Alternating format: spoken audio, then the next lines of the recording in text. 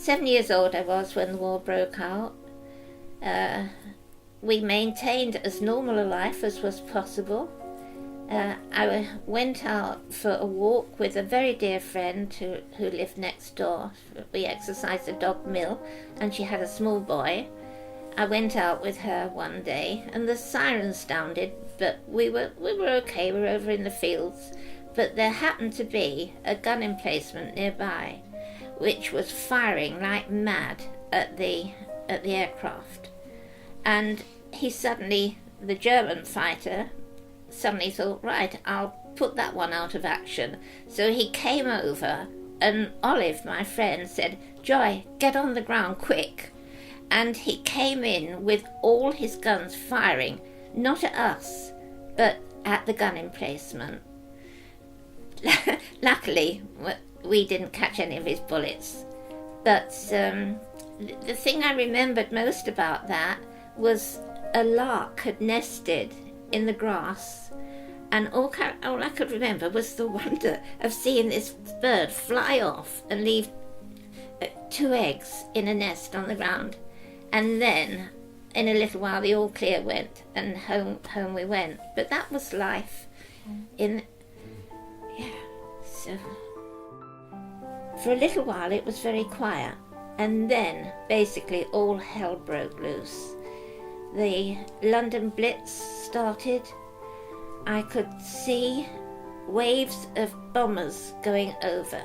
The site was a bomber in the centre, which would be a Heinkel, I think, surrounded by Messerschmitts, and it went over in waves, and we watched them.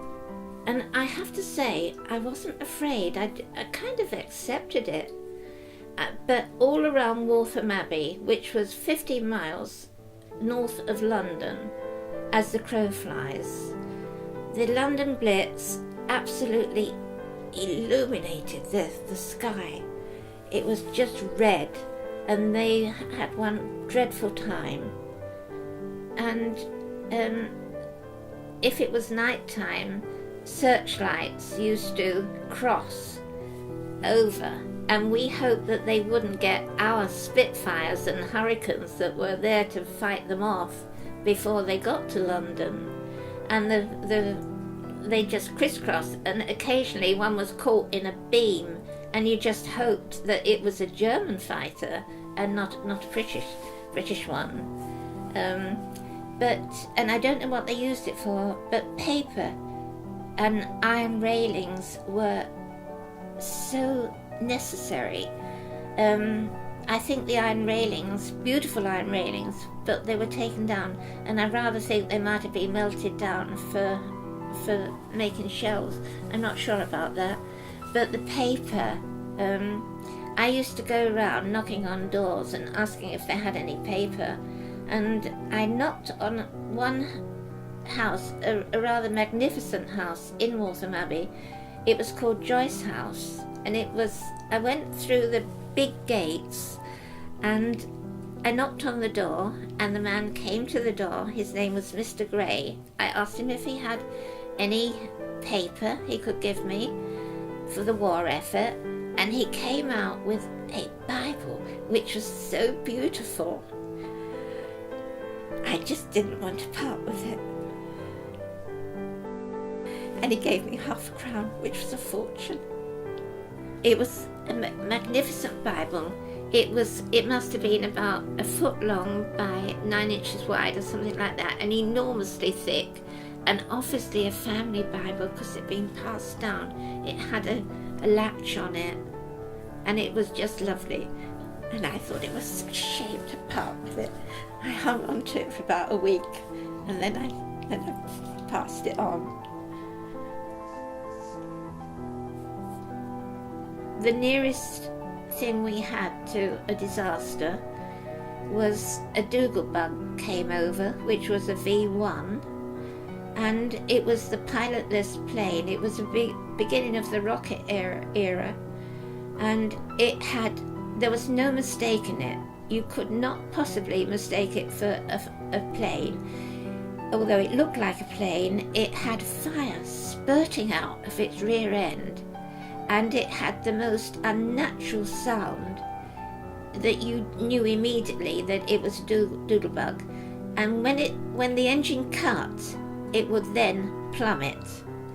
And we heard this. It was evening time. My brother went out in the garden to watch it.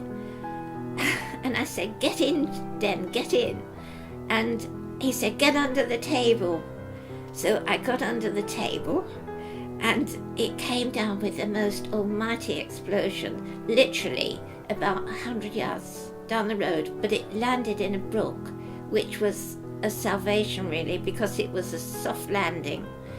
But nevertheless, our windows came in, the ceilings came down, the chimney, all the soot blew out with me sitting under the table opposite the fireplace, and it was mayhem really, but we were all right. Nobody was injured at all, and that was Honey Lane, Ruskin Avenue, all around there suffered bomb damage, but nobody fortunately was.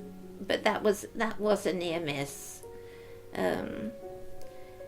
And then, as the war progressed, we still kept up a pretty normal life, really.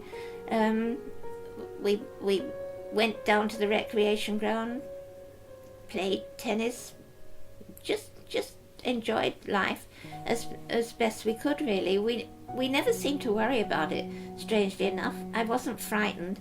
The only thing that frightened me was our own gunfire from Waltham Abbey going up. And that was so loud that my mother used to say, "Don't worry about that, Joy. It's music in our ears. That's our defence." When the war was over, and I thought all the Germans would be repatriated, but they weren't. Some of them, it took a long time to get them home, and some of them didn't really want to go. They liked the nurseries, they liked Waltham Abbey.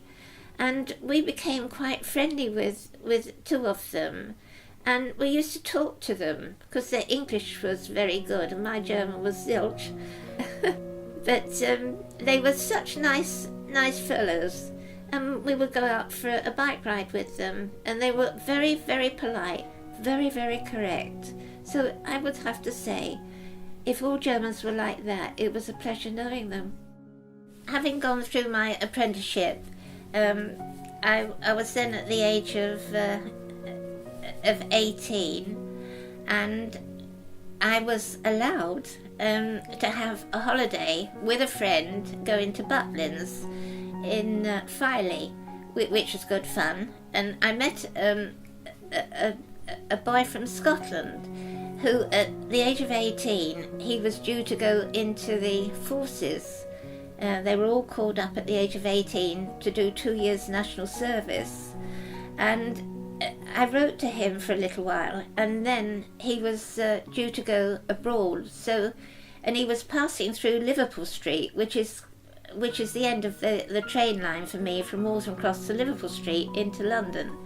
So I went up to say cheerio to him, and I had an arrangement with my mother that he would ring or to say where he was on the station, because it was absolutely packed with Air Force and Army.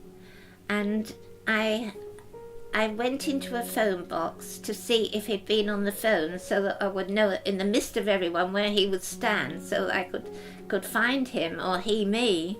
And coming out of the phone box was a young man in army uniform, and I started chatting to him. I told him that why I was there, and he said, "Oh yes, we're all going on a ship to Egypt," and he said, "Would you write to me?"